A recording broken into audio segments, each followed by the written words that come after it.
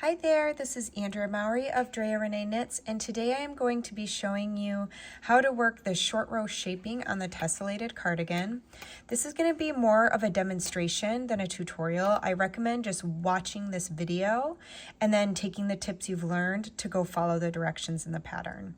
Your numbers are going to vary depending on what size you're working, but this should give you a really good baseline just so you can go into it with confidence and know what you're doing. So, I'm basically working the left shoulder shaping on this little swatch here. And so I'm going to be starting on a wrong side row. Depending on which shoulder you're working, you may be starting with a knit row, but all the concepts are going to be the same. It doesn't matter for this tutorial or demonstration if you knit continental or English style. Again, all the concepts are the same. So I am just going to pick a wrap and turn number from my little list here. Your number will be dependent on the size you knit of this sweater. So for me, I'm going to work to the last 6 stitches. I need to purl to the last 6, and then I'm going to do a wrap and turn. So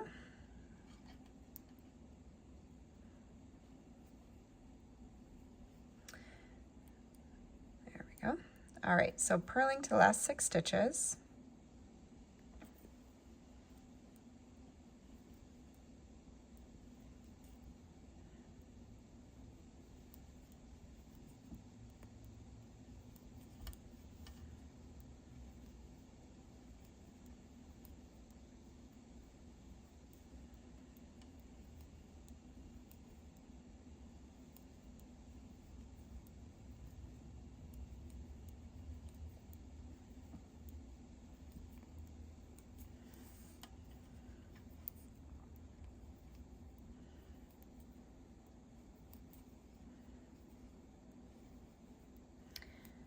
When we are working, let me see here, let me count real quick. We have 3, 4, 5, 6, and 8, 1 more.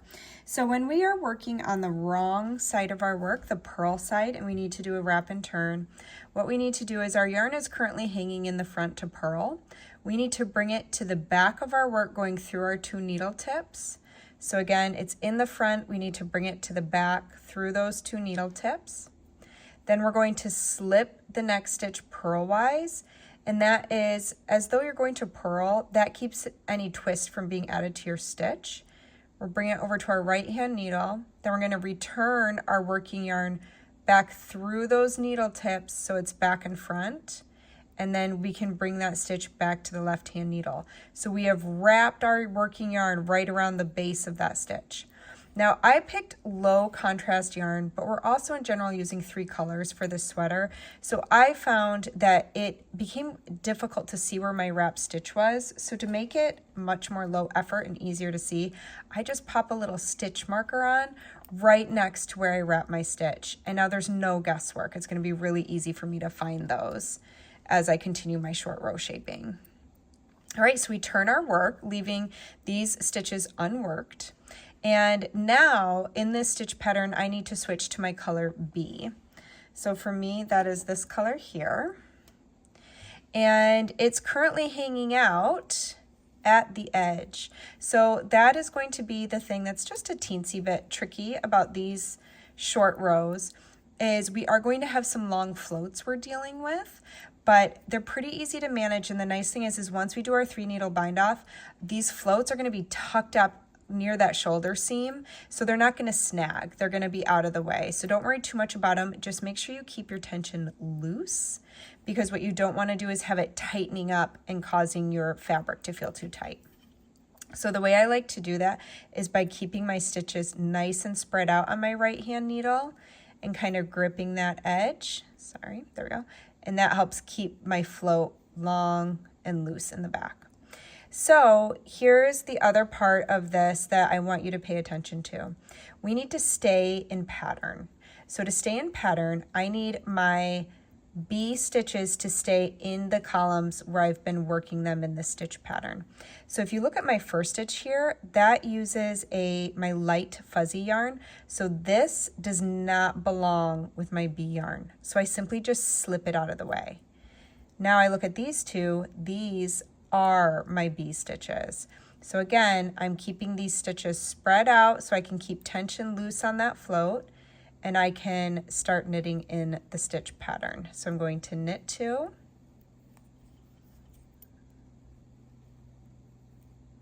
and slip 2. And I just work that all the way back to the beginning.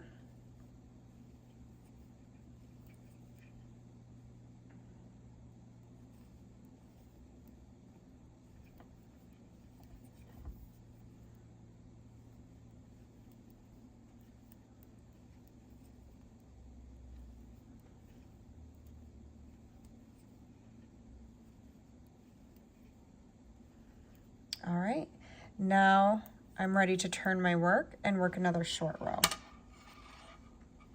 This short row, I'm going to be continuing with my bee. And my instructions are going to tell me to work in pattern to however many stitches my short row jumps are. So for me, that's 6 stitches. So I need to work till 6 stitches before my wrapped stitch. Again, it's really easy for me to know where I wrap my stitch because I put this little stitch marker there. So I'm gonna work to 6 stitches before this point. So 2, 4, 6. So this is where I need to work to. And other than that, I am just staying in pattern. So on this second pass, it's really easy because I just work the stitches that are already in this color and I slip the other ones. So I'm gonna purl 3 and then slip 2 with yarn in front and then purl 2 because those are in the correct color all the way down to where I need to turn.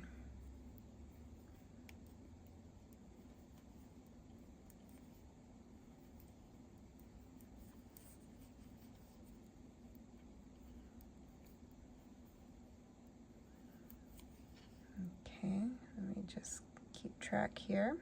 So 2, 4, 6. So I just have these 3 left. So I slip 2 and purl that one. And now I'm ready to do my wrap and turn.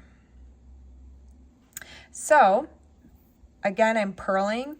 So I need to bring my yarn to the back between my needle tips, slip this stitch purlwise, bring my yarn back forward between my needle tips and slip the stitch back. And that's my wrapped stitch. I'm gonna place another stitch marker to keep track of it, and then I can go ahead and turn my work.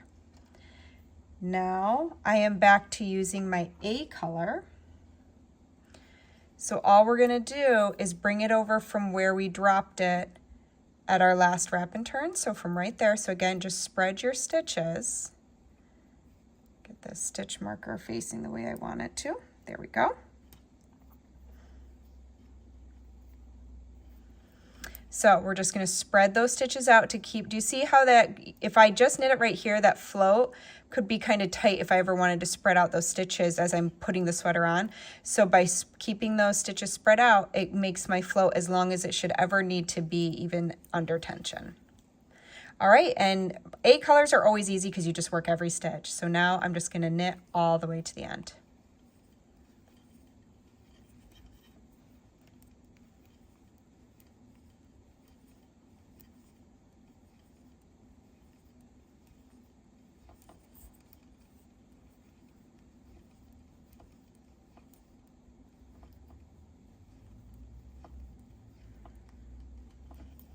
Perfect. So you can see we're going to start creating this buildup of fabric to create our shoulder slope. And now I finally get to use my fun little fuzzy yarn here. So I'm ready to turn my work. Grab this yarn ball where I need it. And I'm just remaining in pattern here. So for me, I'm going to purl 1, slip 2, purl 2 to be in pattern. You always work your selvage edges with whatever color you're working when it comes to like the neck edge or the sleeve edge. Just another tip for when you work this sweater. So I'm purling 1, slipping 2, purling 2. And again, I'm gonna work till 6 stitches before my previously wrapped stitch.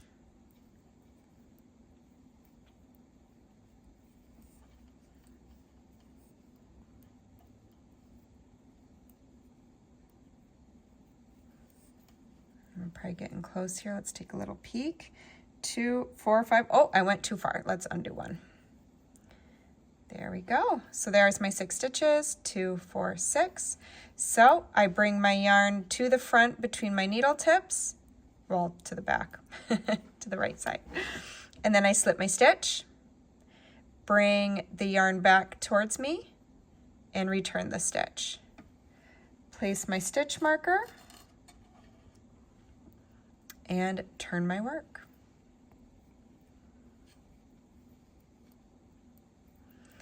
And now I just keep in pattern to the end of the row. So I'm going to knit whatever yarns have been worked in my fuzzy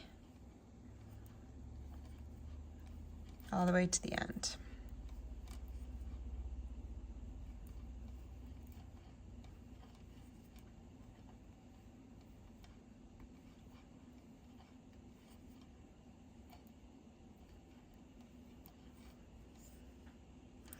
Turn my work, and I'm gonna use my A yarn again now.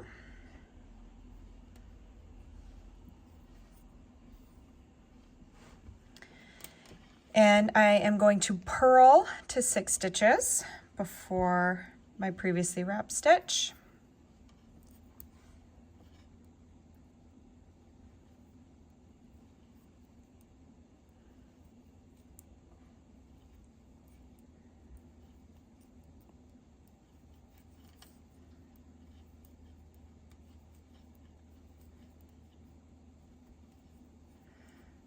Okay, let's see where we're at. 2, 4, 6, just one more.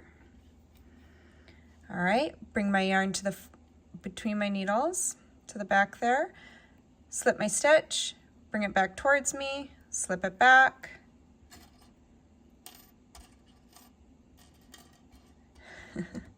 Add one of my stitch markers and turn my work.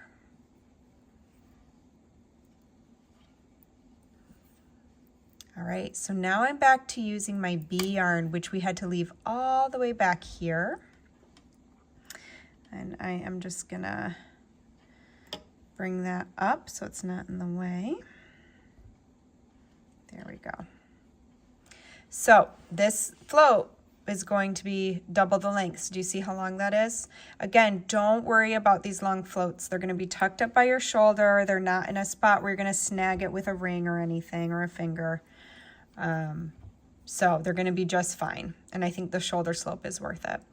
So just pull those stitches nice and wide and then work in pattern to the end. So when I look here, I look below, yep, I need to knit that stitch because it's in my green column. These two I don't work because they're fuzzy. All the way to the end.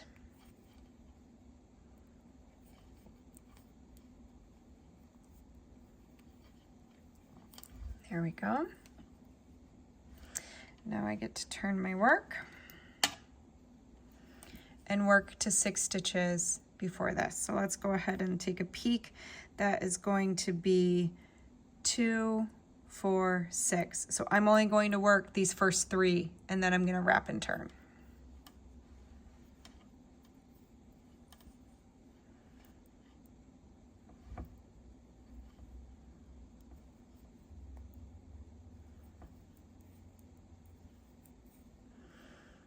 Now, I just want to show you one other thing that might happen. Even though this won't be truly 6, but this could come up for you depending on how many stitches you need to work before you wrap and turn. So let's say I needed to work to 5 stitches before my wrap and turn. So I've gotten to here. Here's my 5, 2, 4, 5. Well, I'm not going to purl those because they're not green. Those are in the other column. So to stay in pattern, what I would do is I would still slip those out of the way. And then here's my 5th stitch. I would work my wrap and turn. So that's how you stay in pattern, even though that's your 5th stitch. You still don't work these with your working yarn because you want to stay in pattern. So just go ahead and slip them by and then work your wrap and turn so you can stay in pattern, okay? So I'm just going to leave that stitch wrapped because why not? This is just a swatch. And the last thing I want to demonstrate before ending this, oops, turn my work, is how we're going to resolve these stitches. So I'm going to show you that. Again, I'm working on a swatch, so my stitch count does not perfectly correlate to the pattern. So this is going to look a little bit different than yours. You're not actually going to work 2 A rows back to back on your left shoulder. Sorry for all my fiddling there. I just want to keep my yarn organized for you as I demonstrate this. Okay, so I've turned my work. Again, I'm going to have a little float back here. So I stretch those stitches out on my right hand needle, knit to the end,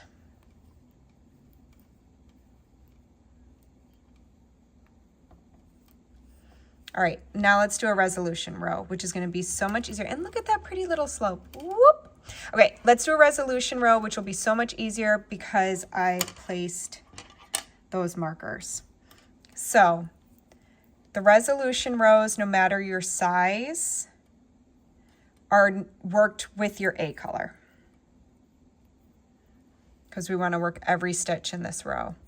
So what we need to do is we need to purl right up to a marker.